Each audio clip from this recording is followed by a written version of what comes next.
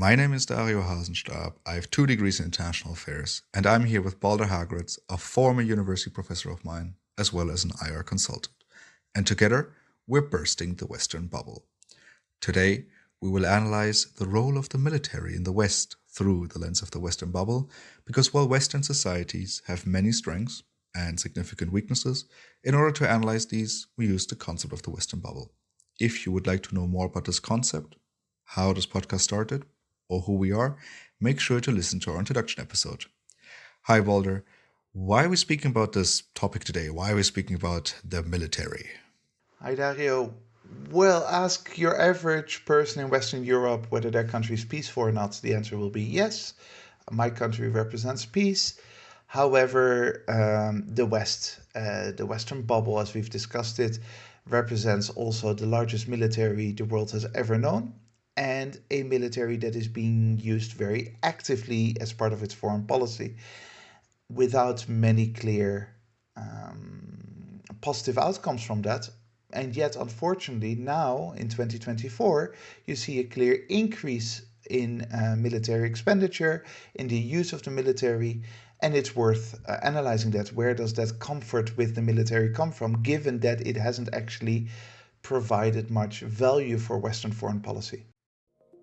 And what are the facts?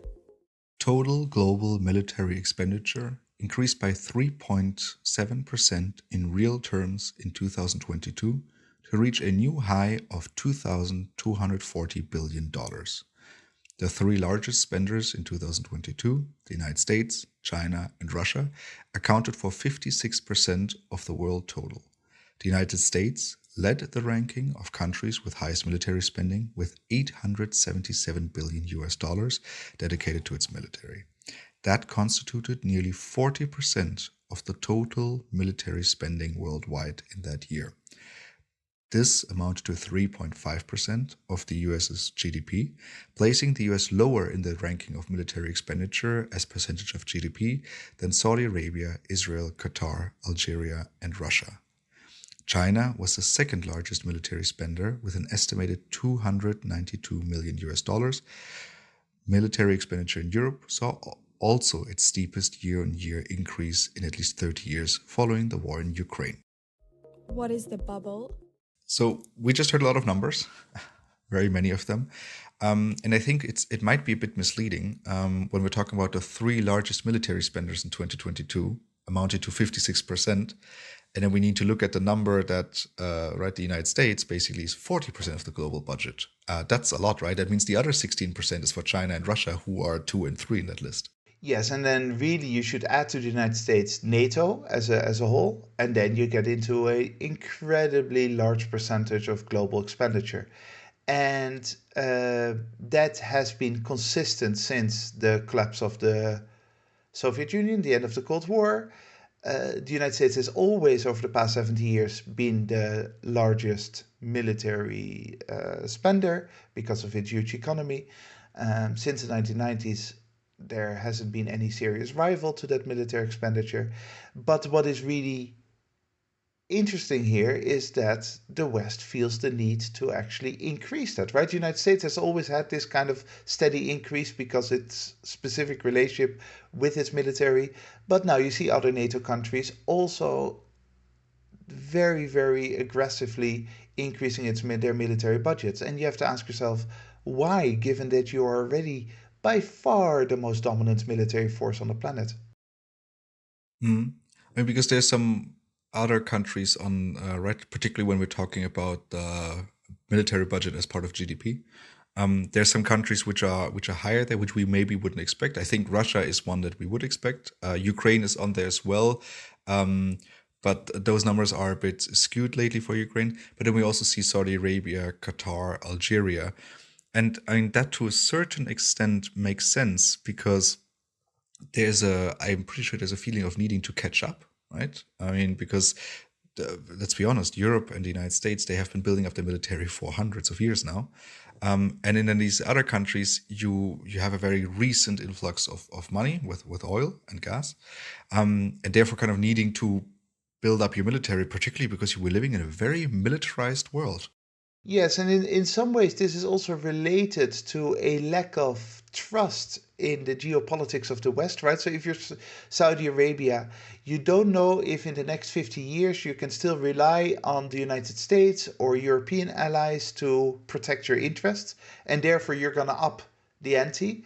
But it's also a situation where if one country starts militarizing their foreign policy, then others follow. And it becomes this vicious circle where everyone falls into this military trap.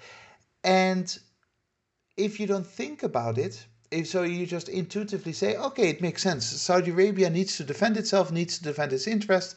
It should spend more on the military. And you could say the same about virtually every country in the world. But once you start actually asking yourself, what is that military supposed to do? What is the military actually achieving for you? Then the answer becomes much less obvious, especially if you're part of NATO and not Saudi Arabia or India or China. Right, because so foreign policy, right, the extension of domestic foreign policy, no, of domestic policy on an international level.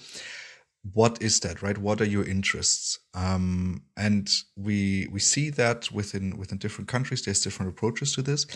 And I would say that in the West, people largely believe their foreign policy to be a peaceful one, first of all, because domestically we're very peaceful, right? And now we're just extending this internationally. And so, as you mentioned in the introduction of this episode, I'm pretty sure if you ask most Westerners on the street, is your country a force for good in the world, right? We've talked about this in previous episodes. They will 100% say yes. And then, is your country very active with its military?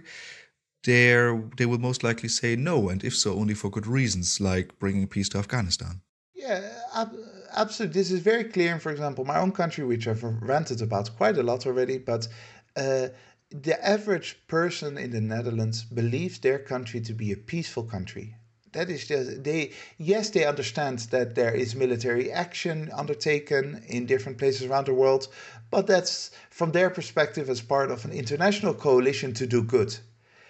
Whereas if in reality, if you look at it, the Netherlands is very aggressive in its use of its military for such a small country that has very few geopolitical interests and usually doesn't work within UN frameworks, but works within NATO or even just US frameworks, which is a very different kind of way of using your military, right, for very specific interests, whether it's related to the war on terror, whether it's related to bombing the Houthis, whether it's related to Iraq or Afghanistan or Libya.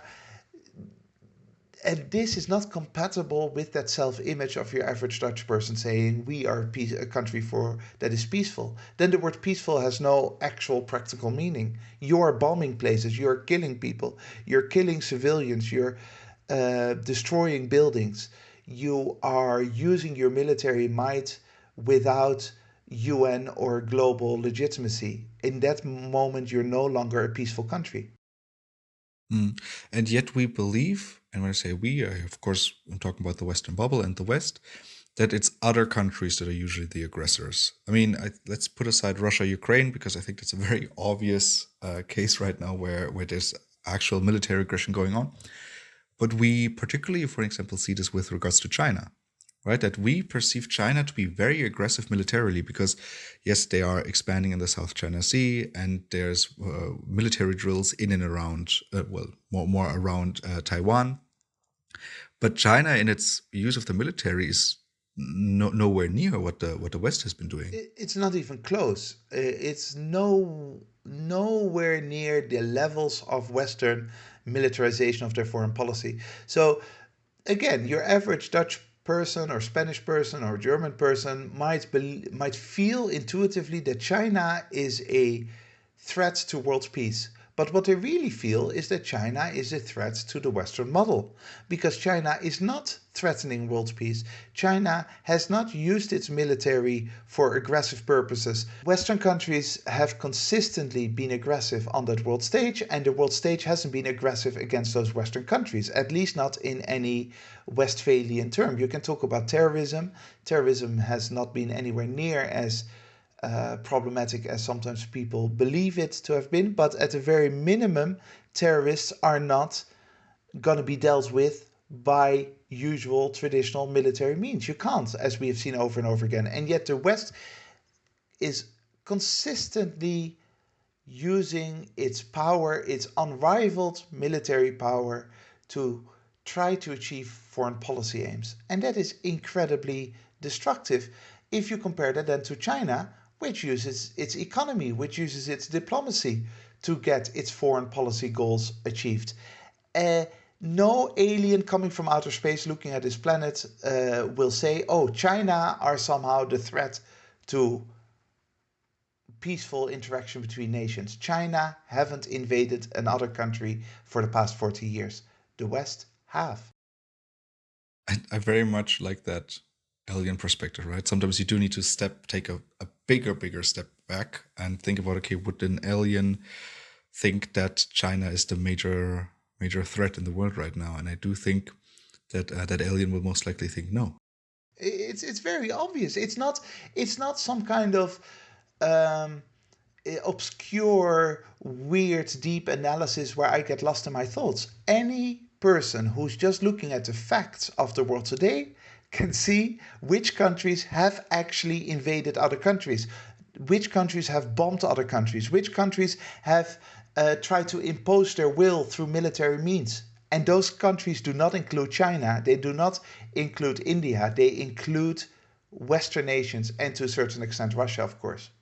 And yet we still, right? I mean, partly with regards to China, a lot of it probably due to the Russian invasion of Ukraine, we still believe that we need to strengthen the military, right? I mean, the West already has NATO. When I'm talking about the West in this episode, it's very much NATO.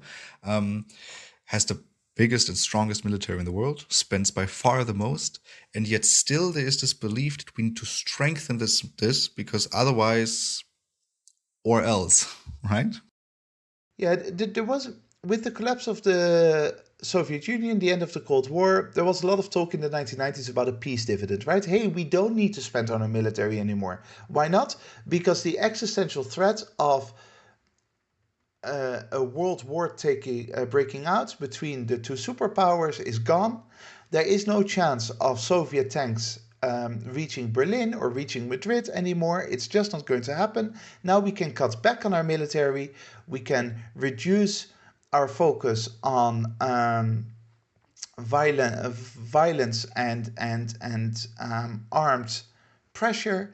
What we can do now is start creating a world where we work together in peaceful means, or through peaceful means, through diplomacy, through trade, etc., etc. That was very much the 1990s idea. And you see budgets being cut in the 1990s. Now, in 2024, this seems to have been completely forgotten, this idea that there's no longer an existential military threat, because there isn't. The West is not facing a military threat. Anyone who believes that Russia is gonna invade Poland after Ukraine doesn't know what they're talking about. And so there is now this complete ignorance about the peace dividend of the 1990s. We've forgotten the lessons of the past. And for some reason, we've convinced ourselves that the military is important again.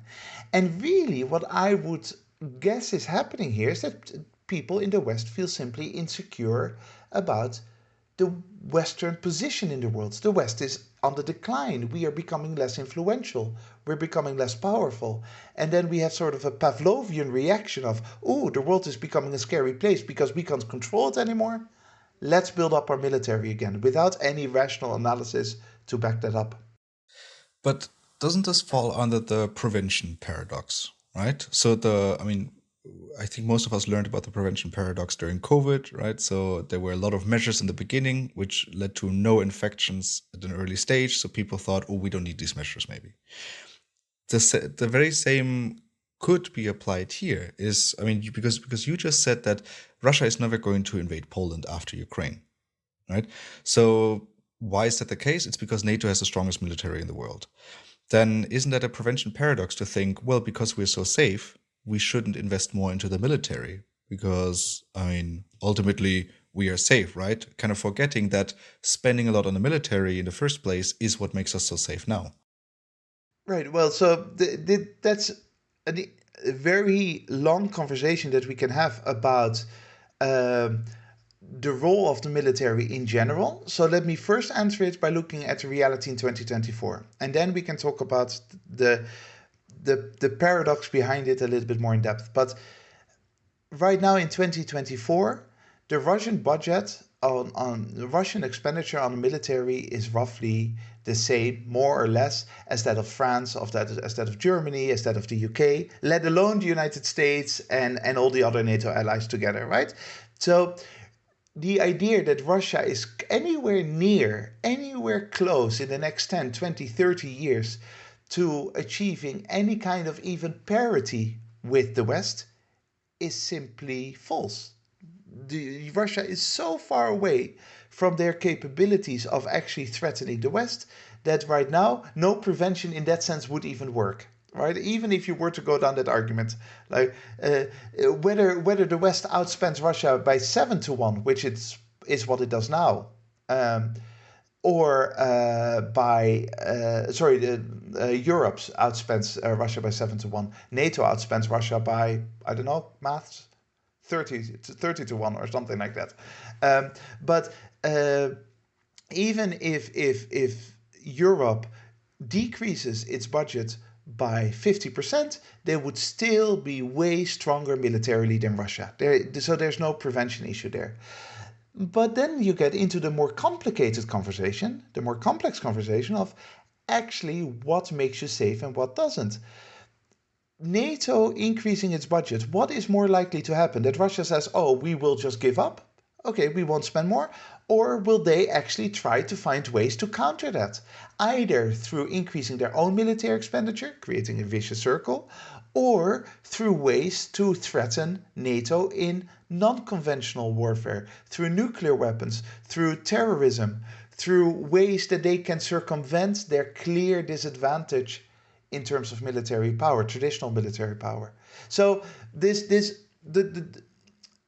problem in this parallel is that at least with COVID, you can make the case, okay, if we have evidence that face masks work, then if everyone puts on face masks, now we can reduce the chances of COVID spreading. And the same with, of course, vaccinations. We know they work. So let's all have vaccines, and then they reduce the chances of the virus going from one person to another person. But in terms of military expenditure, the likelihood of your increase in military expenditure making you safer is actually not high at all. In fact, there's a very strong case that you spending more on your military leads to greater insecurity because your rivals will try to react to that. They will undermine it. It's not that they will go home and just forget about it all. I mean, it's one of those things. I mean, what does a big and strong military, what does it allow you to do? It allows you to act. It allows you to bully the rest of the world, and it allows you to make mistakes that we will obviously get to in a few minutes when we're talking about maybe some of the negative consequences of the West's super strong military. On another note, I think I hope there's some smart people out there who can tell us what the prevention paradox versus vicious cycle dilemma could be called, because I think that gives us material for at least a few more hours of this podcast. I want to bring this part, right, or this what's the bubble conversation to an end, because we kind of need to talk about, okay, what does a strong military allow the West to do with regards to its foreign policy? Does it actually support the West's foreign policy aims, or does it undermine them? Yeah, so this is the thing, right? At a very basic level, you can make the case, and there is a strong case to be made. Unless you are a diehard pacifist, it's hard, I think, to deny that you having at least a reasonable military ensures that there are no neighbors that are going to invade you. That's the basic, that's just a major foreign policy goal. Let's not be invaded by outsiders, right? Let's not get attacked by outsiders. Now, as we've just established, that is covered. We've got it covered. No one is going to invade the West. It's not going to happen now. It's not going to happen in 10 years' time. And if they do, that would be a huge blunder on their part. then we have different problems to worry about. Well, yeah, exactly. Then we've got a whole different conversation on our hands. But the deterrence aspect is there. If anyone believes that somehow Russia isn't deterred by NATO expenditure, then they've been living under a rock. Obviously, it's there. Now, then the question is, beyond the deterrence, can your military actually be useful for other foreign policy goals? You have paraphrased Clausewitz there before at the beginning of the episode, continuation of politics by other means. So, what do you actually achieve through military operations or military threats? And there the story becomes much less obvious. If you look at how the military has been used by the West, aggressively so, it actually hasn't led to the outcomes that you would desire as a Spanish or Dutch or German or American taxpayer. All those billions and billions and billions spent on your military haven't actually led to an improvement in your foreign policy standing, in your geopolitical situation. It hasn't actually helped you deal with problems outside of your own nation. Why? Because the military is a very blunt tool. It typically destroys. It's made to destroy. It's not made to create. It's not made to construct. It is there to kill. It is there to threaten. And that typically leads to counter reactions, to anti reactions. That leads to people being very upset with you, people starting to hate you, etc., etc. What's the international relations context? Well, let's actually look at what you just said in a case study, and this is what we like to do in this category when we look a bit at the real world, right, at the international relations world. And the easiest and most obvious case study here is obviously the United States. Right, the United States has had a very big military in the last 70 years, but really only for the last 70 years. I mean, basically starting with halftime of World War II. But the question we should ask ourselves here first is, on a foreign policy level, what's the source of US power globally? Is it that strong military? I think during World War II you can make a case for that. Right? I mean, having a strong military is basically a tool for having global power, but is it necessarily the source? I would argue, by the way, that the Second World War shows exactly that initial deterrence and defense mechanism, right? The United States was actually attacked by Japan and then declared war on by Germany, and it fought back.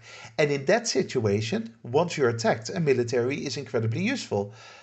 Gandhi was absolutely wrong with this idea that you shouldn't fight back if you get invaded. You absolutely have to, and the United States did, and they won the war together with the Soviet Union and others, of course. But that was within a specific war setting.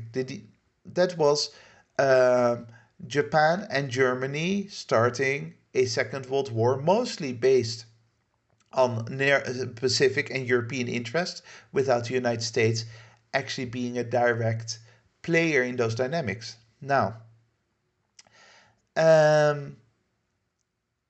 when it comes to the US in the 1930s, before the US war machine kicked in, before they very quickly went from hardly having any military to being by far the most powerful military in the world, the United States was already the most influential nation on the world. They had the largest economy, they had the strongest diplomacy. US foreign policy in the 1920s, 1930s was incredibly successful. It was incredibly influential, and the United States managed to achieve most, if not all, but most of its foreign policy goals during that time period without having a use of its military, right? Then it finds itself at the end of the Second World War with this enormous military machine that it could build up because of its enormous economic might. And it has a choice to make. Do we keep it or do we go back to the pre-World War II levels and decide to keep it in large part out of fear for the Soviet Union in the Cold War? And at that moment, you can see that the military becomes an essential part, or at least a fundamental part, of US foreign policy. And you can see things going horribly wrong because their basis for power, their basis for influence, was never their military. It was always their economic, cultural, intellectual, and diplomatic influence, very much in line with what the founding fathers wanted in the 18th century. In order to look at this, let's do a quick, basically case study, a table in that sense of looking at some positive examples of how the US military was a force for good for its own foreign policy aims, but also for the world. And then at some negative examples. A lot of them we've talked about in previous episodes. So if you want to hear more about them in detail, please feel free to go to them. But starting with some positive examples. And so this is obviously not an exhaustive list, right? So these are the ones that we came up with just now because they are such clear examples of the US military being a force for good here.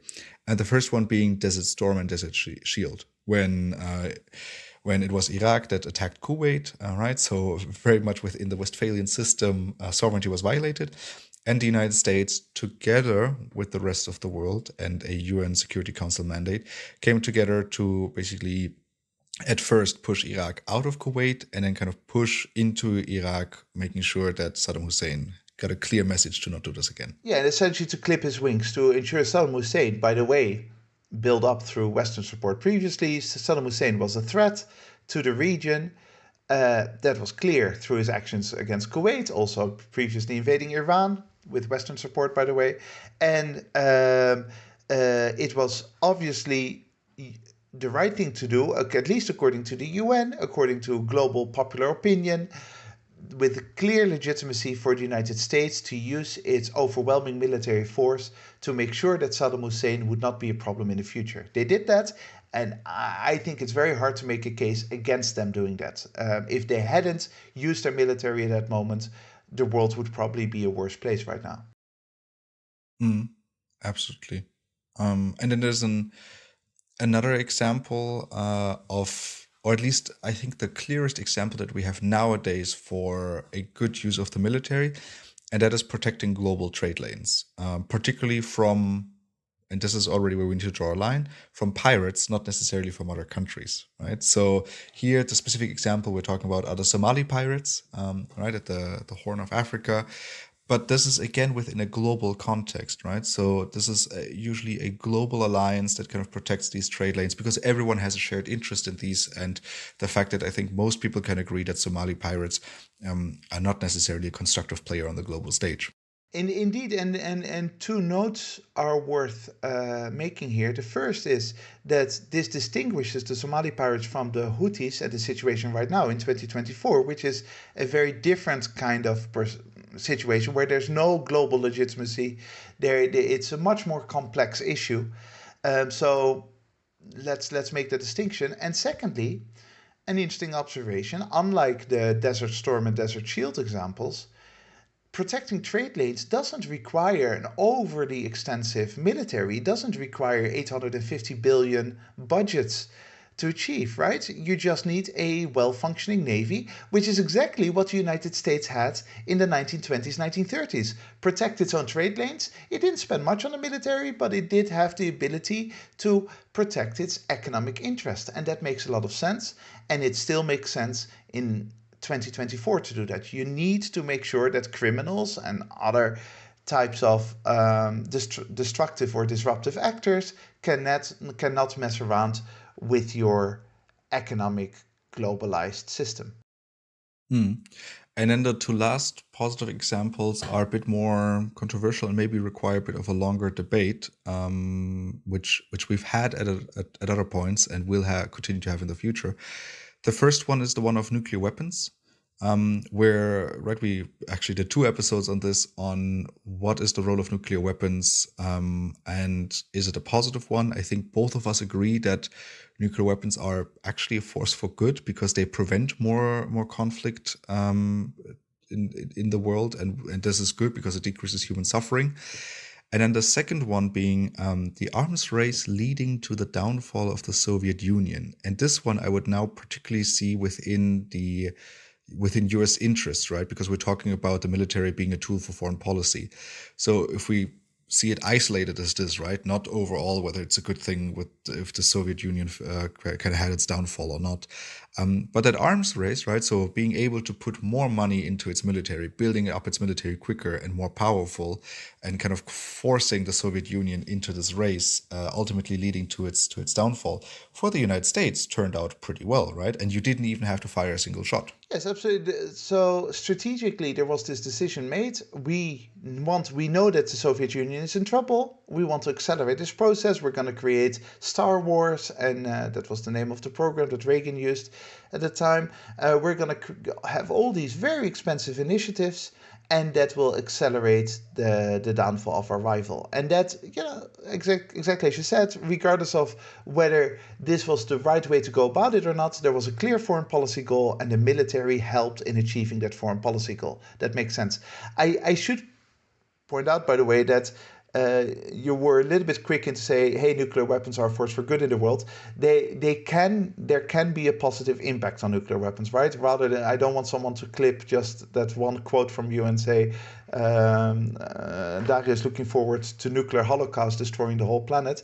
There are lots of problems with nuclear weapons, but what it can do, it can stabilize potentially very volatile situations. And there's a strong case to be made that because of nuclear weapons, less conventional warfare has taken place. And that in itself, limited to that, is a good thing. Well, if anyone disagrees, feel free to listen to our 2 hours of content we've created this already, and then we can have a discussion based on this. But yeah, thank you very much. To listeners, please don't clip anything out of context. But at the same time, if you have any more positive examples you can think of the US military being used to achieve its foreign policy goals, feel free to send them to us, and we can have maybe include them in future episodes and have discussions on them. Because now we're moving on to the negative examples. Let me quickly go through like 4 countries that I don't think there's a discussion: Vietnam, Iraq, Afghanistan, Libya. I think we've said plenty about this in the past, and if people want to argue that these are positive examples, have fun. But there is a few other elements, or there's one larger element that's very negative, if you ask me, about, right, that there's a very negative impact to the US's militarization. And that's the fact that by you leading the race, the arms race globally, you force other countries to catch up, right? To spend more on its military. And with this, you're creating a more dangerous global environment. I can only recommend to anyone, right, doubting this, to read up on World War I. Because, right, that huge military buildup at some point led to an explosion that really just needed a little bit to ignite. And so these tensions and this race that has been created through the US military and the Western military in general in the world is something that cannot be underestimated. Absolutely, and even in those cases which I referred to before as well, where people kind of know that they cannot catch up, even China will not be able to catch up with the US anytime soon, but certainly your average country in the world can never hope to be as powerful as the United States in terms of their military. What they will do is they will try to find other ways to be a threat to the United States, to be able to fight back in different ways, because you've got this enormous military monster called the Pentagon that is threatening you, and you have to somehow find a way to defend yourself. And if it's not through conventional warfare, it is through nuclear weapons. If it's not through nuclear weapons, it's through terrorism. Some way you need to fight back against that. And that is something that is hugely underestimated when it comes to this. The idea that the US, by spending $850 billion a year on its military, is actually thereby creating a world that is safe for Americans is absolutely wrong. What it does is that the rest of the world starts trying to find new ways to mess around with the United States, new ways to make America insecure. And so even if you look beyond conventional warfare, these tensions that this creates are deeply, deeply significant. And can you explain to our listeners what is the problem? You just said something interesting, and I think it was a bit of a shortcut, and it would be interesting to explore this, is you said that, oh, there's the Pentagon sitting, which is a threat to you as another country. And that's interesting that you say this, and it's basically a given fact. But I think we should be taking a step back here, maybe not to the alien level, but maybe to the observer level, of how we can, like, we are at a point now in 2024 where you say a statement like this and I don't question it, right? So, oh, the Pentagon is a monster, a big military monster that I would say most countries on this planet perceive as a threat. That, psychologically, that does a lot for the situation. It adds a lot of tension to the already very, very volatile global environment. Absolutely. You've got this enormous, almost untouchable machine that you will never be able to beat with tanks or with planes or with. So what are you gonna do? You're gonna have to become creative, right? And I think that statements there are still will create some kind of counter reaction in the minds of a lot of people who still somehow believe that just because the Pentagon represents the Western bubble, just because the Pentagon represents a democratic liberal nation, it is not a threat. Well, you might not feel as an American that it's a threat, but the rest of the world absolutely perceives it as such. Just because you think that your country stands for good doesn't mean that the rest of the world believes it, especially given that the rest of the world has seen exactly the list that you went through just, Dario: Vietnam, Iraq, Afghanistan, Libya, with all those moments. The rest of the world looks at that and thinks, hang on, this is not some actor for peace. This is not some kind of security blanket that we can all use to our advantage. This is an incredibly aggressive monster that needs to in some way be countered. It's like the enormous dragon, and there you are with your little sword. How can you how can you fight this enormous dragon that is spewing fire all over the place, right? Because you also have this omnipresence of that dragon. I mean, there's countless military bases spread all over the world. The United States is active in most countries. I mean, another item on this list here would be the militarization of certain regions, right? And here, particularly the Sahel region, where there's military bases left and right, and then there's also right presence in general, increased militarization. And none of this is, first of all, leading to the United States achieving any of its foreign policy goals, but it's also destabilizing the region and just hurting a lot of people. And now you don't just have a destabilized region and the Sahel, what we've seen with Burkina Faso, Niger, Mali, although you see exactly the result of this militarization that you mentioned. But it's not just that the region is destabilized, which is bad enough, but it is seen as being destabilized partially because of you. So regions can destabilize if you're not present as well, but then at least you're not going to be blamed for it. But now it is completely obvious that this war on terror and the militarization of the Sahel region as a result of the war on terror has led to dynamics that cannot be controlled by military means. They cannot be controlled by the Pentagon or by NATO or by anyone else.